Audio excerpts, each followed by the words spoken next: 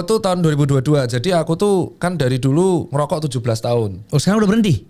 Tahun 2022 berhenti. Jadi aku ngerokok dari umur 14. Mungkin sebelum kita masuk pentingnya, gimana caranya berhenti ngerokok nih? Mungkin banyak banget orang yang kesusahan dan struggle sekarang. Berhentinya cara ngerokok adalah orang ngerokok tuh keras kepala. Udah dokter ngerokok lagi. Itu kan aku kan.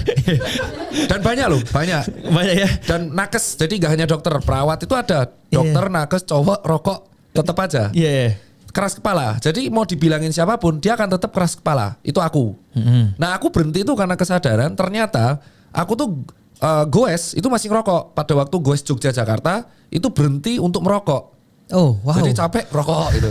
Itu pas Jogja-Jakarta, jadi bisa bertahan. Itu kan teman-teman belum tahu, aku goes Jogja-Jakarta itu yang sendiri, solo sendiri itu 42 jam. Yang kisahnya dipublis banyak orang, dikasih solusi, podcast lain, PWK itu bawa rokok. Sadarnya tuh pada waktu itu VO2 Maxku 56, tinggi banget. Cuman yang ngerasa kesel adalah aku seandainya, what if, pas itu aku mau persiapan Garmin 10 kilo ceritanya. Oke. Garmin mengadakan isi fun race 10 kilo itu 2023 awal. Dan saat itu aku masih rokoknya sudah mulai berkurang.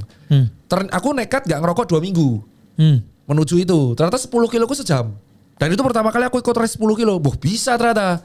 Akhirnya aku nekat gak ngerokok terus tuh sejak saat itu. Karena aku melihat harga rokok itu 32.000 saat itu. 25-32.000 itu ternyata dapat dada ayam 1.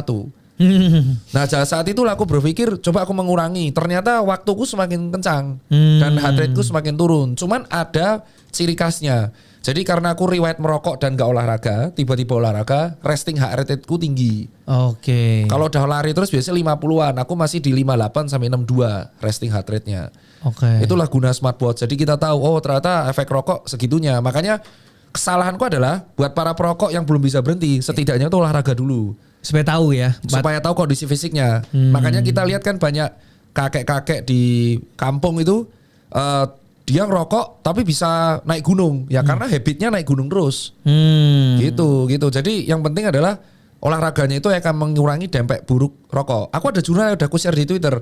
Jadi latihan kardio dan latihan rutin, apapun kegiatan yang meningkatkan kardio, itu mengurangi dampak buruk rokok. Oke. Jadi nanti lama-kelamaan dia akan sadar sendiri, coba berhenti sendiri. Jadi dia kesadaran sendiri, wah rokok kok tetap segini stuck ya. Akhirnya dia berhenti ngerokok, pace-nya jadi kenceng.